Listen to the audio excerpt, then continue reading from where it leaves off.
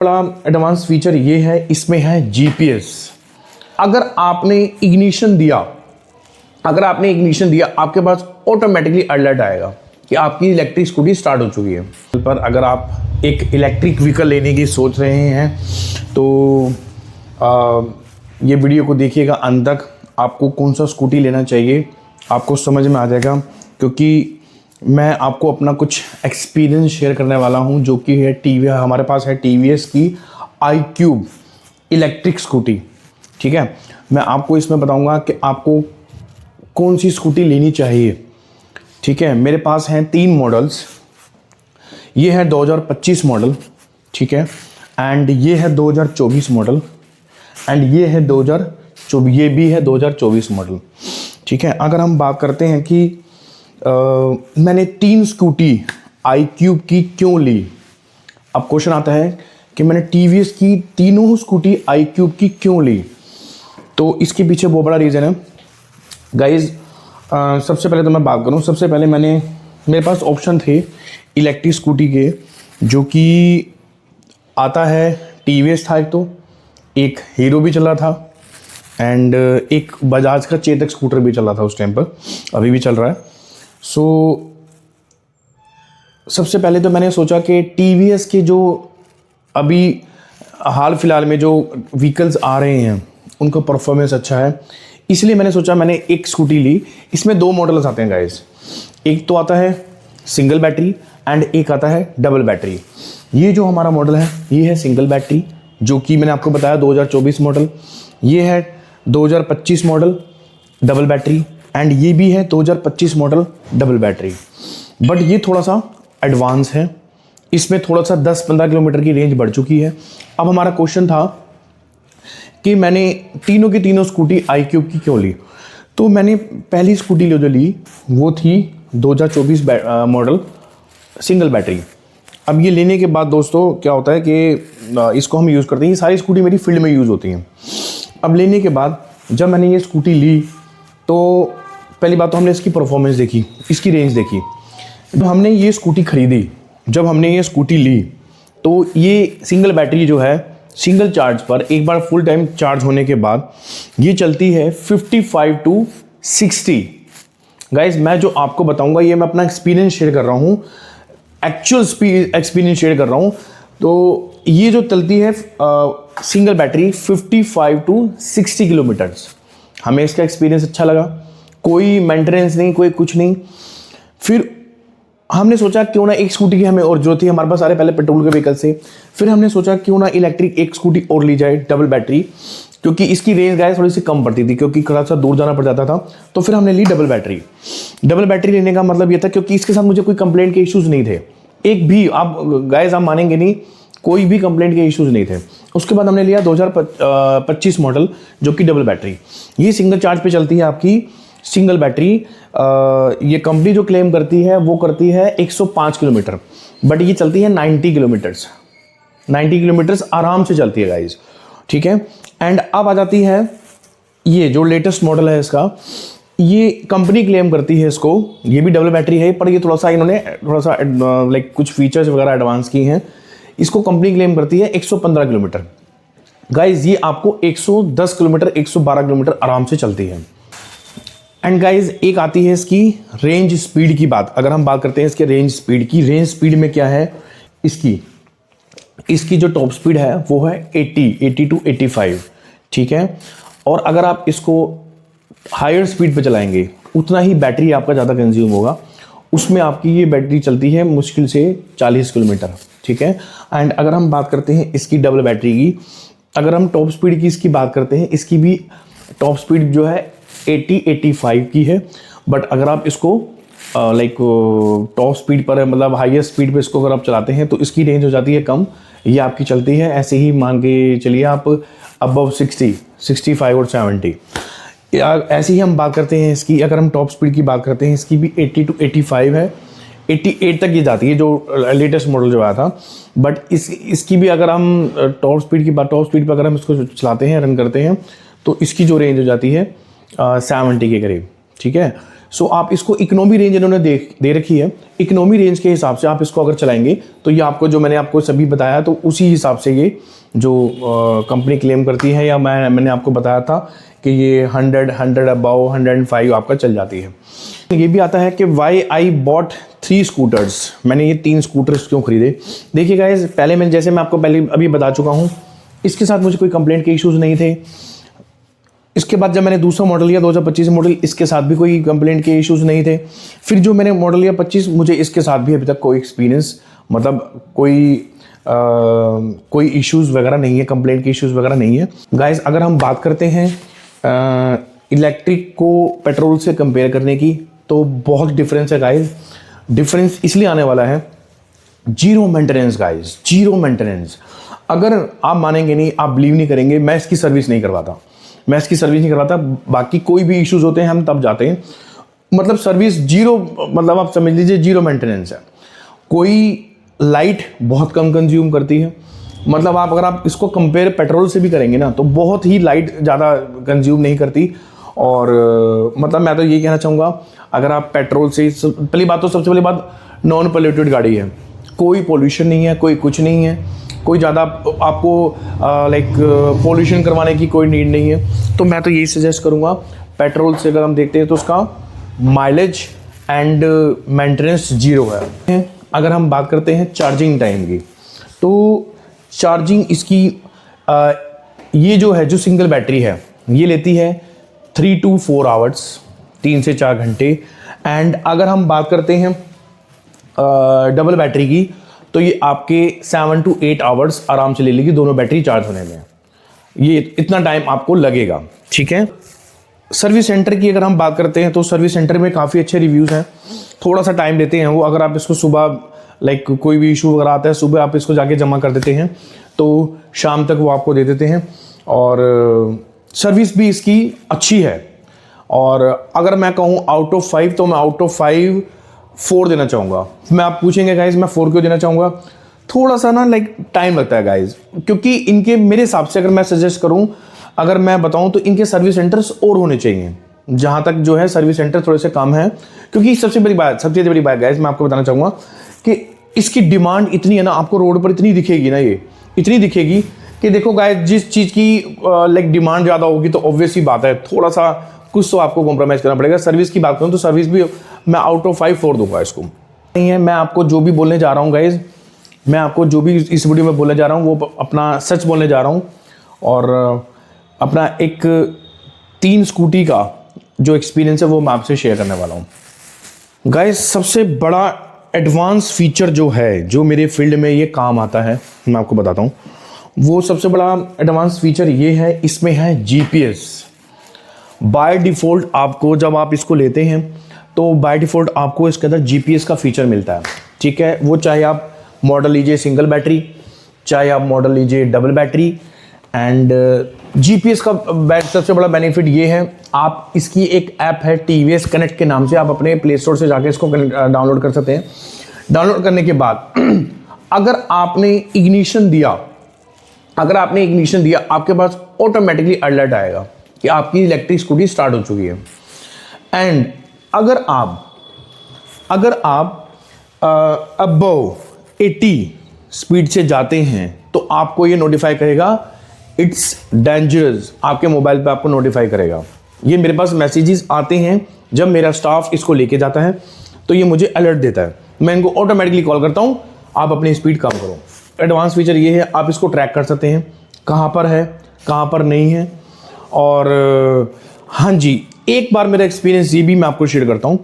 एक बार कहीं ये स्कूटी ना कहीं हिट हुई थी, तो हिट होने के बाद इसने मुझे फ़ोन पर अलर्ट किया कि आपकी स्कूटी कहीं हिट हुई है। तो गाइज, मेरे स्टाफ ने मुझे बताया नहीं था, बट हाँ ये है, अगर ये ज़्यादा हाइट से, अगर आप इसको हाइट से जंप करते हुए आएंगे या किसी से हिट होती है, तो भी ये आपको नोटिफाई करती है। ये इसका सबसे बड़ा एडवांस फीचर है जो GPS का है। प्रॉब्लम्स की, कि अगर आपको इलेक्ट्रिक स्कूटर ले रहे हैं, अगर आप TVS की iQube ले रहे हैं, तो क्या क्या प्रॉब्लम्स आती हैं, तो आप उन क्या क्या प्रॉब्लम से बचकर रह सकते हैं। गाइज मैं आपको बताने वाला हूँ सबसे बड़ा जो माइनस पॉइंट इसका है। देखिए गाइज, टायर्स इसके अच्छे हैं, टायर्स नो डाउट अच्छे हैं जो कंपनी फिटेड आते हैं। ये आई थिंक पता नहीं कौन सी कंपनी के टायर्स कंपनी दे रही है, जो इन्होंने टीवीएस के नाम से इन्होंने टायर्स ऑटोमेटिकली दिए हुए हैं। बट इसमें सबसे बड़ा इशू ये है, अगर ये पिछला टायर, मैं I am not talking about front tyre, I am talking about rear tyre. अगर पिछला टायर अगर आपका इसका गलती से भी पंचर हो जाता है और अगर आप इसको लोड करके या बैठ करके इसको अगर आप लेकर जाते हैं, रन करते हैं, तो इसका रिम जो है वो बैंड हो जाएगा। गाइज रिम तो बैंड सबका हो सकता है, इसका क्यों? अगर इसका रिम बैंड होता है तो सबसे बड़ा नुकसान ये है, इसकी रिम के अंदर ही मोटर फिटेड है।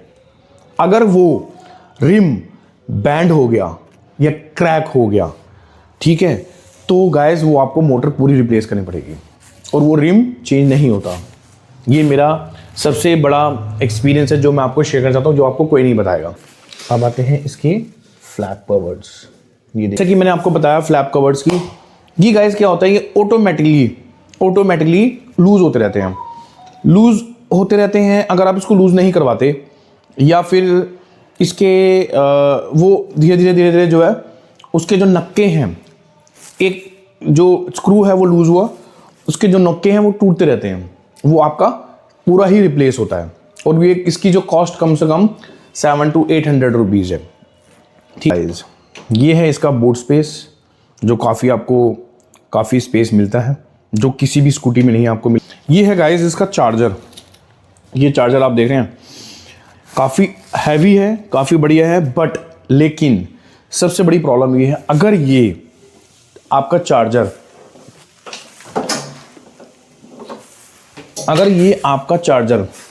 टूट जाता है, ब्रेक हो जाता है या फिर वायर खिंच जाती है, तो गाइज इसकी कोई रिप्लेसमेंट नहीं है। वारंटी में आता है ये, तो इसकी कॉस्ट जो है 19,500 रुपीज़। आप बिलीव नहीं करेंगे गाइज, 19,500 रुपये का चार्जर है ये। सो थोड़ा सा कंपनी को ये देखना चाहिए कि मतलब जो है काफ़ी एक्सपेंसिव है। सो कुछ इसके रिपेयर्स वगैरह भी हो जाना चाहिए मेरे हिसाब से, अगर मैं अपने पॉइंट ऑफ व्यू की बात करूं। बाकी हम बात करें तो प्रॉब्लम्स मुझे जो अब तक हैं वो यही दिखी हैं। मैंने आपको बताया जो रिम बैंड की, एक मैंने आपको बताया जो साइड के फ्लैप कवर्स जो हैं, एंड एक मैंने आपको बताया चार्जर की। मेरे हिसाब से जो है ये मेरा इसके अंदर ये एक्सपीरियंस ख़राब रहा है। एक गाइस और मैं आपको एक शेयर और करना चाहूँगा, एक प्रॉब्लम और शेयर करना चाहूँगा कि अगर इसके अंदर गाइस क्या होता है, कभी पानी में अगर आप चलते हैं, वैसे तो इसको ना ही चलाएं तो बढ़िया है, जैसे बारिश का पानी भर जाता है, तो गाइस इसका क्या होता है, इसके अंदर एक होता है फ्यूज़, वो फ्यूज़ उड़ जाता है तो स्कूटी हो जाती है बिल्कुल डेड। मतलब आप मानेंगे ऐसा लगेगा कि बिल्कुल ही टाटा फिश। तो वो फ्यूज़ आपको मैं ये कहना चाहूँगा, क्योंकि इलेक्ट्रिक स्कूटी हर कोई नहीं देखता, तो वो फ्यूज़ आपको चेंज करना आना चाहिए अगर आप कर सकते हैं तो। गाइस वो एक फ्यूज़ होता है यहाँ पर, इसको वाइजर को खोलते हैं, एंड एक फ्यूज़ होता है इसके नीचे। तो अगर आप वो फ्यूज़ खुद से चेंज कर लेते हैं, उसके अंदर एक एक्स्ट्रा पड़ा हुआ होता है, उसको अगर आप रिप्लेस करेंगे तो स्कूटी चल पड़ती है। क्योंकि ऐसा एक बार पहले वो क्या हुआ था, बारिश में स्कूटी जो है बंद हो गई थी, तो हमने सोचा डेड, पता नहीं क्या हुआ। तो जब आकर के सर्विस सेंटर में इसको दिखाया तो इसका फ्यूज़ उड़ा हुआ था और फ्यूज़ चेंज किया, scooty start. Zero maintenance guys, zero maintenance. मेरे हिसाब से मैं 3 स्कूटी मेरे पास हैं, तो आप समझ सकते हैं 3 स्कूटर्स मैं यूज़ कर रहा हूँ। इलेक्ट्रिक स्कूटर वो क्यों यूज़ कर रहा हूँ। अगर आप इलेक्ट्रिक स्कूटी लेने की सोच रहे हैं तो टीवीएस का मैं इसको आउट ऑफ 5 दूंगा, ठीक है।